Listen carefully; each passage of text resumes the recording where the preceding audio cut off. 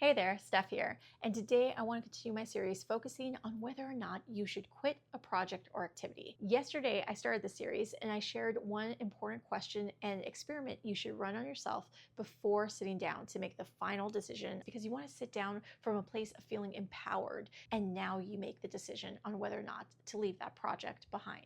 Now what I want you to do is look at where you currently are in your life and where you want to be. Now I know this might sound repetitive, this is something I suggest all the time, but because it's so important and it changes. You're not the same person as you were 10 years ago, and you're not the same person today that you will be 10 years in the future.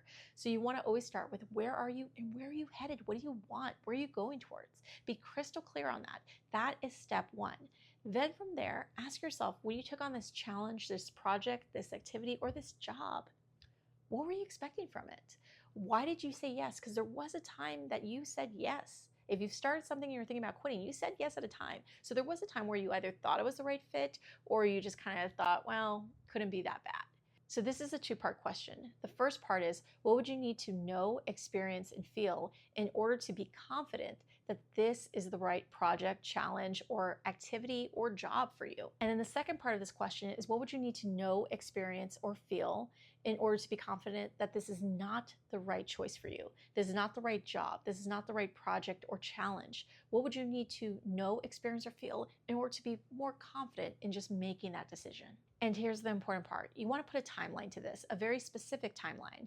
You don't want to look back and say, oh, I took this job years ago because I wanted to have a lot of money. And so today, yeah, I'm still trying to have a lot of money. That can go on forever, and you will never know if it was the right choice for you or not.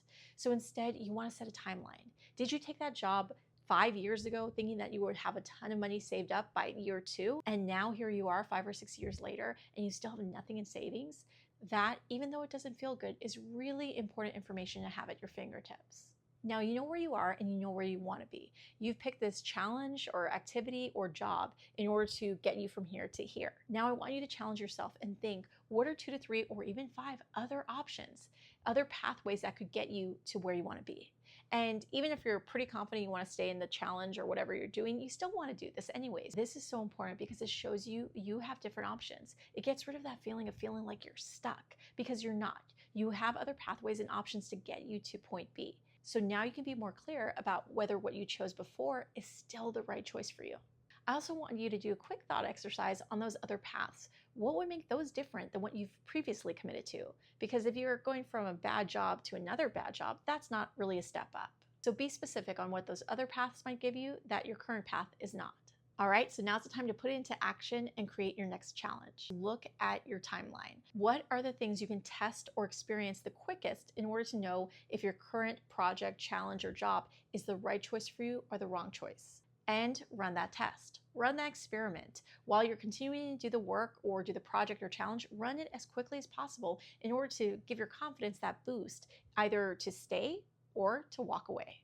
And this is how you make a decision on whether to quit a project or not confidently, not staying just in your brainstorming or in your mind, but actually making it actionable and putting it into real life. You can test, you can experiment, you can find ways to get to a better place in your current situation while also testing to see if what you thought at the beginning still holds true. All right, so that's it for today's video and how to feel empowered to leave and not feel like you're giving up. For tomorrow, I want to continue this series with another video talking about quitting, not as in leaving, but as in stopping inaction. These are all those habits that you'd rather not have, or the cycles that just seem to keep going. I want to help you break through that. So I have some ideas and some questions, some things that have worked for me in the past as well as for other clients. So I want to share that with you in my next video. See you then.